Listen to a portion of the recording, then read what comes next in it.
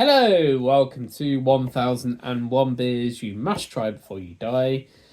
Just like with the last beer review where we revisited the US and the brewery of Surly, we're now revisiting Japan and the brewery of Baird for... no, spoilers!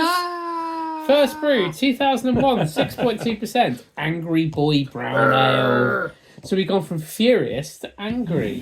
Which I feel is a downgrade. Furious for me is kind of angry plus. Wow, we'll see. But it's funny how we've managed to, and this wasn't particularly scheduled, it's just the way they've come out. So if you want to pour yours, I'll pour mine in a minute. Golden brown with a light tan head, fruity and spicy aroma with malt and hops in good balance.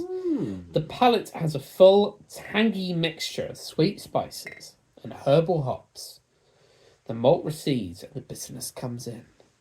The finish is long with fruit and spices. Yeah, there's a little bit of goo in the bottom of that. Okay, a bit of goo, all right. So don't pour it up fully. All right, so... Not much, but...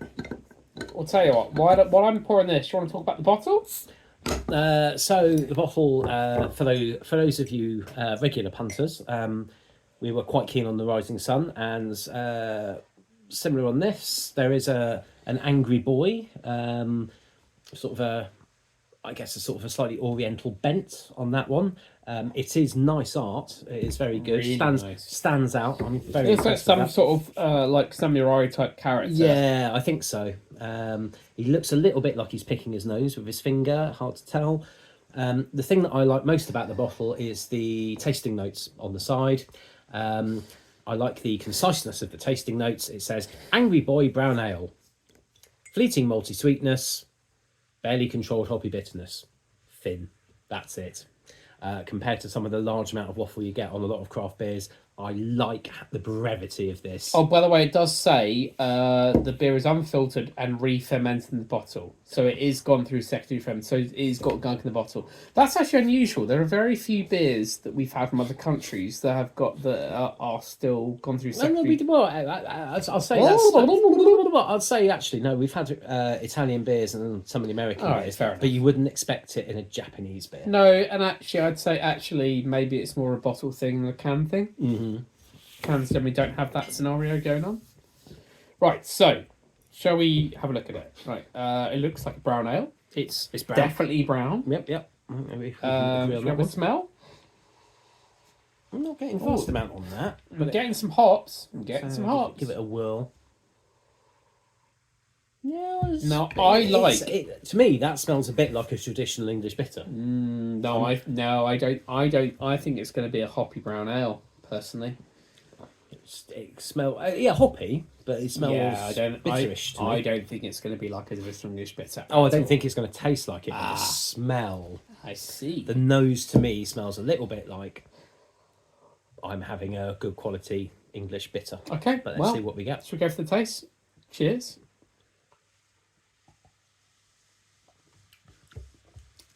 That tastes like a good quality English bitter to me. Oh, it's far more hoppy. I know. I'm taking the piss. Oh, Got a message. is that your But wife? it's yes. Oh, Expect two more to come in shortly. it's a hoppy brown ale. It's a hoppy brown ale, which ultimately is an English bitter with hops in. True, but I really like. I mean, I like because I like hoppy beers. But I also like hops and malts together, and actually I don't think you find it that often in British beers. It's relatively rare, and that's obviously with the casking. I suppose the two are hard to marry up to get it just right. Yes, which is why I've often liked like a red IPA as a general concept. Is where you've got like nice maltiness, but a kind of a hop to it as well. This is actually really nice. It's halfway to being a black IPA. If you see what I mean. I see what you mean to a point. Yeah, obviously it's not got the burnt malts in that take it up to being a black IPA. But I get what you say. But the journey is like halfway. If you want to take a basic bitter onto its journey to being a black IPA, this kind of feels like a halfway house. It's a hoppy. Nice. It's essentially in real terms. I mean, what it is actually is an American brown. Yeah. If you ever had American brown before as a style, it's this. Half a basically. dozen times, and it's something I'm not massively familiar with. And I've had some that say American brown, Yeah, and and I've really actually, liked that have been like it's this. not And then I've had others that really- say American brown, and they've basically just been tasteless dishwater. Yeah, and it's a shame because actually the true American brown, because you've not been to the US before, have you? I have. Oh, right, Many, okay. many years right. ago. But I've been to the US multiple times. American brown as a beer is like this. It's basically a very malty brown ale with a very hoppy character, and it's a really interesting style.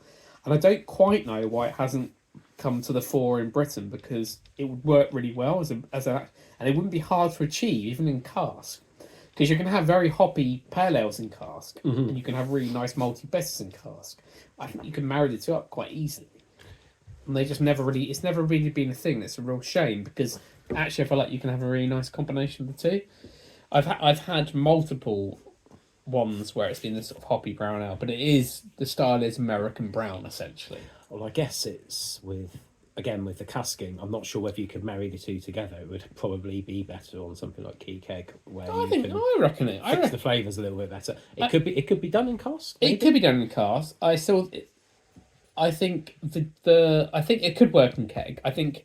I mean, this beer itself, even though it's come from a bottle, it's got a very gentle carbonation to it. Yeah, there's carbonation there, but it's a nice gentle Very carbonation. gentle. It's Therefore, not forced. I don't think I'd like it on keg as much. I think I prefer it in cask because this has that gentle carbonation of cask. I think this could work very well. However, I do also appreciate the fact that we're here in January 2024. It's very cold here in the UK. It's been and it's cold something, for a good few and days. all the beers Really reviews cold. today have been outside, just keeping cool. Actually, I think this benefits from a more chilled nature. Yeah. I actually feel like more hoppy beers are nicer chilled anyway. I don't like warm hoppy beers are not nice at all. Like, I think I can deal with room temperature beers that are malty. I think that's okay.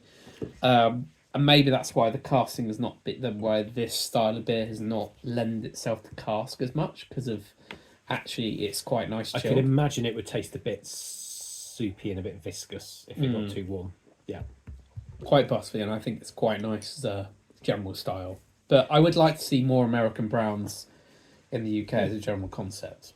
Well, I think people have a negative connotation to brown ale. Well, because brown. I mean, it's Brown just makes it sound like it's awful. Brown. It And just people have a negative connotation of bitter as a brown. concept. Brown needs to go through some kind of PR revolution. Brown. Yeah.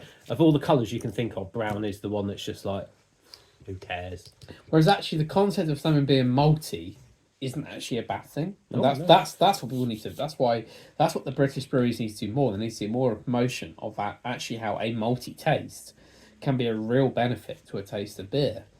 But they're not there yet. They're now, because they're still in the weird situation where they're talking about things being like milkshakey and Milkshake's very 2021. yeah, well, maybe, but like, But they're still chasing it. They're still chasing the dragon, and the dragon's exited the building, I think. yeah, And the best thing I think you can do with cask beer is to basically put in the finest flavours you can and do it properly and understand what casks and what doesn't.